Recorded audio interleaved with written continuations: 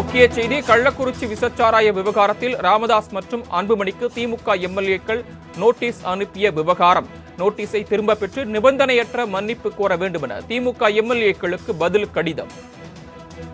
முக்கிய செய்தியாக பார்த்துக் கொண்டிருக்கிறோம். கள்ளக்குறிச்சி விசச்சாராய விவகாரத்தில் ராமதாஸ் மற்றும் அன்புமணிக்கு திமுக எம்எல்ஏக்கள் நோட்டீஸ் அனுப்பிய விவகாரத்தில் நோட்டீஸை திரும்ப பெற்று நிபந்தனையற்ற மன்னிப்பு கோர வேண்டும் என திமுக எம்எல்ஏக்களுக்கு பதில் கடிதம் அனுப்பப்பட்டிருக்கிறது.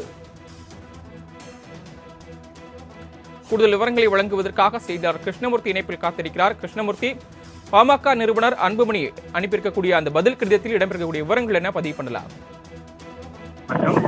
கள்ளக்குறிச்சி விசச்சாராய மரண சம்பவம் தொடர்பாக பாமக நிறுவனர் ராமதாஸ் மற்றும் தலைவர் அன்புமணி ராமதாஸ் ஆகியோர் தங்களுக்கு எதிராக கருத்துக்கள் தெரிவித்துள்ளதாக கூறி திமுக எம்எல்ஏக்கள் உதயசூரியன், வசந்தம் கார்த்திகேயன் ஆகியோர் வழக்கறிஞர் நோட்டீஸ் அனுப்பியிருந்தார்கள். இந்த நோட்டீஸுக்கு ராமதாஸ் மற்றும் அன்புமணி ராமதாஸ் தரப்பில் பதில் நோட்டீஸ் ஆனது தற்போது அனுப்பப்பட்டுள்ளது. அதில் விசச்சாராய மரண சம்பவத்திற்கு பிறகு முதல்வர் எடுத்த நடவடிக்கைகளை பட்டியலில் அனுப்பப்பட்டுள்ள நோட்டீஸிற்கு பதிலளிக்க தங்களுக்கு அவசியமில்லை என்று தெரிவிக்கப்பட்டுள்ளது.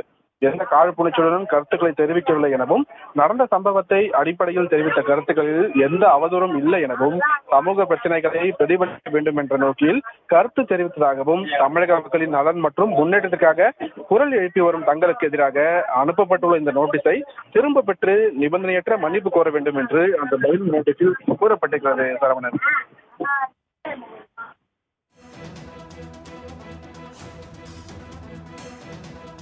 கள்ளக்குறிச்சி விசச்சாராய விவகாரத்தில் பாமக நிறுவனர் ராமதாஸ், அதன் தலைவர் அன்புமணி ராமதாஸ் ஆகியோர் திமுக எம்எல்ஏக்களுக்கு அனுப்பியுள்ள கடிதத்தில் இடம்பெறக்கூடிய விவரங்களை விரிவாக வழங்கியமைக்கு நன்றி கிருஷ்ணமூர்த்தி.